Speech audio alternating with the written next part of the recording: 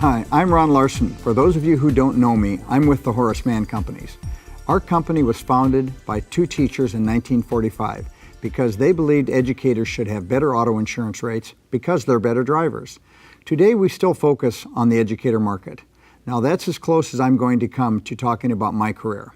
There is no sales pitch today, insurance or otherwise. Did you know that most people spend more time planning a vacation than they do planning their financial future? I don't want that to happen to you. Today we'll spend about 20 minutes focusing on some simple aspects of financial readiness.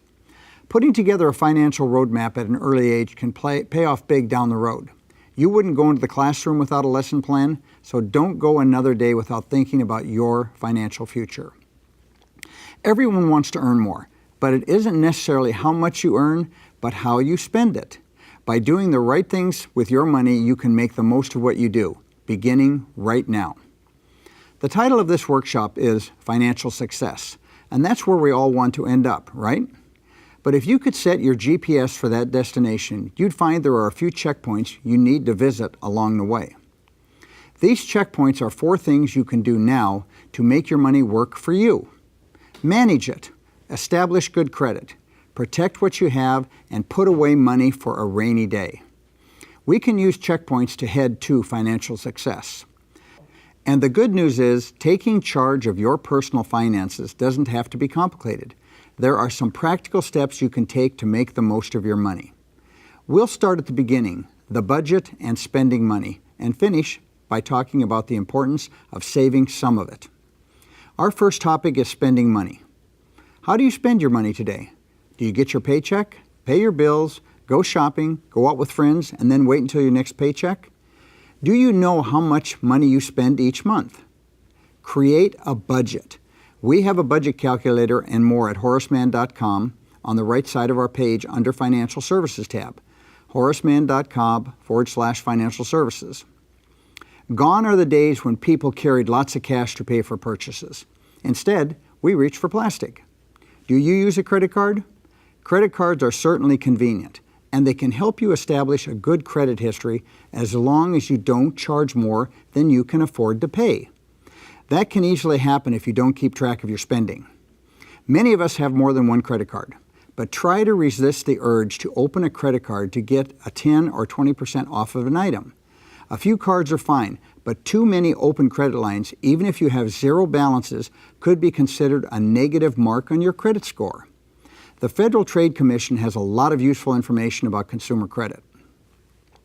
The Federal Reserve has a calculator you can use to calculate the number of years to pay off your credit card.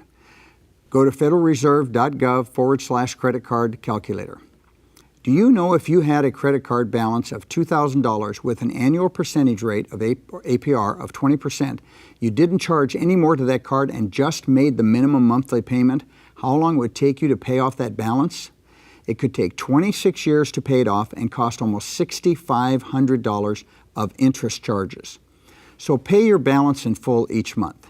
If you can't, pay as much as you can to avoid some of the credit card fees, charges, and those high interest rates. Your credit score can range from a low of 300 to the highest score of 850. Credit scores affect whether you can get credit, the amount of credit a lender will give you, and the interest rate they will charge you. The higher your credit score, the better. Paying your bills on time affects your score. If you don't already, automate your recurring bills.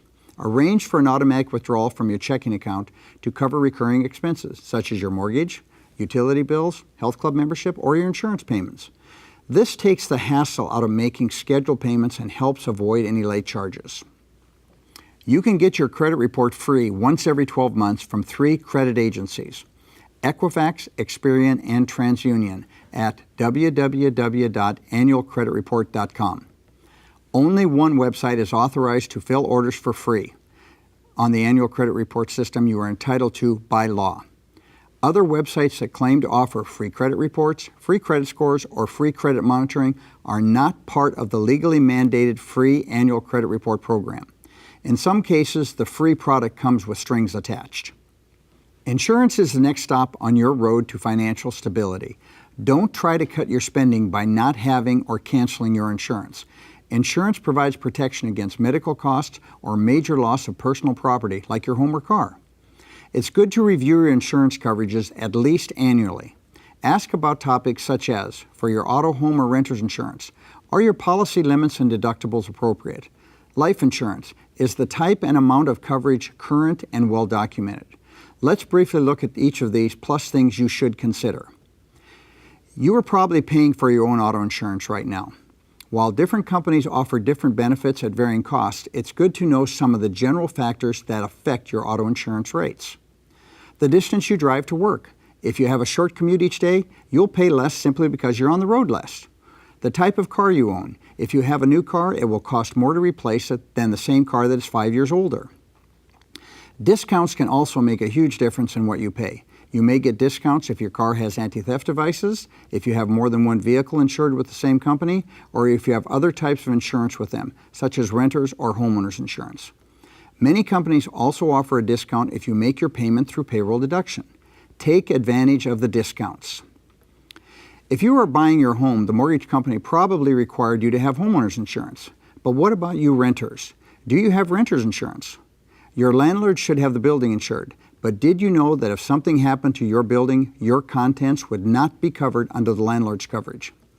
It's up to you to insure your property through renter's insurance. If things are stolen, if there's a fire, a lightning strike, your landlord's policy won't pay to replace your items. The national average for renter's insurance is about $15 a month. And if you have more than one line of insurance with a company, there's a good chance the discount for that will cover the cost of your renter's insurance. And don't overlook life insurance. If someone depends on you financially, you probably need some type of life insurance. Buying life insurance when you're young and healthy makes it less expensive than when you're older. Start now. Even if you don't have a spouse or a partner or children, if someone else would be responsible for your outstanding debts, like repaying a student loan, maybe it's worth taking a look at. I started this presentation talking about using a GPS to set your financial course. When you take a wrong turn or even just pull off the highway for gas, your GPS system quickly tells you, recalculating. By including a savings plan in your financial plan, you'll be able to respond to the unexpected, or recalculate. Let's look at ways people save. You'll hear, I live paycheck to paycheck and I don't have anything left to save. Those people pay their bills, buy clothes, go out, and then save whatever is left. Others save first, pay their bills, and spend what is left. You want to be the person who pays yourself first and spends second. Think about income taxes. The federal government learned a long time ago that most of us aren't disciplined enough to save and pay our taxes at the end of the year. Instead, they take our taxes out first, then give us the rest of our paycheck. You'll want to do the same thing. Pay yourself first. It puts you in a good place for a great future. Can you find wiggle room in your budget? Are there places you could actually save a few dollars? Well, think about this example. It's pretty easy to pick up a few things to eat on your way to work. I'm going to show you how the cost of a smoothie and a few sides can turn into more than $200,000. Let's break it down. Let's say every morning on the way to work you stop and get a smoothie. What does it cost? $5.75? Add a muffin for $1.75? Then you want a boost of energy on your morning break, so you get a granola bar and a cup of coffee in the lounge. In just the first few hours of the day, you've already spent $10. What if you could cut that cost to $5 a day by making a smoothie at home, buying a package of muffins and a box of granola bars from the grocery store? If you're 25, take the $5 you saved each day and put it away for the next 40 years. If you're fortunate enough to average a 5% rate of return, you'll have almost $250,000 when you turn 65. So that smoothie and sides are worth $223,285. I'm not asking you not to eat or drink. I'm asking you to find a way to save. Start tomorrow, and from the moment you wake up until you go to sleep, track what you spend. Include everything from the magazine you bought at the drugstore to the $30 you spent going out after work. Can you find a way to cut back your spending so you can save? Put your savings on autopilot. Arrange with your bank and employer to automatically transfer a certain amount each month you're saving. This approach helps you stick to a savings plan because the contributions are made like clockwork, and as you've seen, the results can be impressive. $223,000 is quite a chunk of change, but we can make that number even bigger, much bigger. Let's see what happens if you save that same $5 a day, $150 a month, beginning at age 25. Then increase the money you put in each year by 6% over the year before. The first year the increase is just $9 a month, less than our example of that original smoothing aside. So you'd put away a total of $159 a month. If you continue to increase your contribution by 6% a year, have an average 5% compound interest rate, and don't withdraw any of the money, at age 65 you'll have $599,911. Now that same individual, if they wait until 35 to start this savings plan, that number grows to $262,747. However, if that same individual postpones saving for retirement until they're 45, they will only grow to $102,367. And even worse is an individual postpones saving till they retire to start saving at 55, they're only going to accumulate $29,935.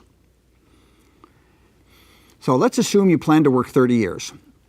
Over time, your salary will increase. That's a good thing. But when you retire, your salary stops and the retirement benefits you receive from STRS will only replace a portion of your salary. To have the same lifestyle in retirement as you do while working, you will need to fill that gap. And putting away money now will give you another pot of money you can pull from when you retire. Horace Mann has resources available to help you and your employees on topics we're referencing on this video. We can help employees learn about cash management and credit, understanding fundamental investment concepts and asset allocation, plus learn about insurance products. Do you know how your state teacher retirement system works? Although we don't have time today to explain it, we have another video on the CASBO website that goes into more detail. How can you start to fill that gap? There are a number of ways to save for retirement. One is the Roth Individual Retirement Account, or referenced commonly as a Roth IRA. Another is a 403b annuity. Tax rules limit the annual amount that can be contributed to a Roth IRA based on income and marital status. Contributions to a Roth IRA after tax. If you put $100 in, that's the money that's going in. If you put $100 in, you contribute the full $100, whether it's taken out of your paycheck, your checking account, or your savings account, or some other method. Let's think of this as a pie. Part of the pie is the money you put in. Part of it is the rate of return it earns. If you decide to pull the money out early, you don't have to pay a penalty tax or income taxes on the money you've put in. You've already paid taxes on that money. If you need money for child's college or something before age 59 and a half, you can take out the money you put in. The other part of the pie is the earnings. The earnings are income tax free if you take them out after age 59 and a half and you've had the account for at least 5 years. If you take out your earnings before then, you may have to pay an income tax penalty and a 10% tax penalty. You can put money into a Roth IRA in several ways, including from your paycheck if your school has a payroll plan, or through your checking or savings account. If you are under age 50 at the end of 2013, the maximum contribution that you can make to a Roth is the smaller of $5,500 or your annual taxable compensation for that tax year. Tax rules limit the annual amount that can be contributed to a Roth IRA, again, based on your income and marital status. Another way you can put away money for retirement is through a 403b annuity. It's similar to a 401k, but it's only for people in public education or nonprofit organizations. So you are special. Not everyone can have a 403b. A traditional 403b is a tax-deferred plan. For every $100 you put in, you say, I want $100 out of my paycheck. So they take $100 out before taxes. This is pre-tax. That means you don't pay federal taxes, or in most states, state income taxes on it.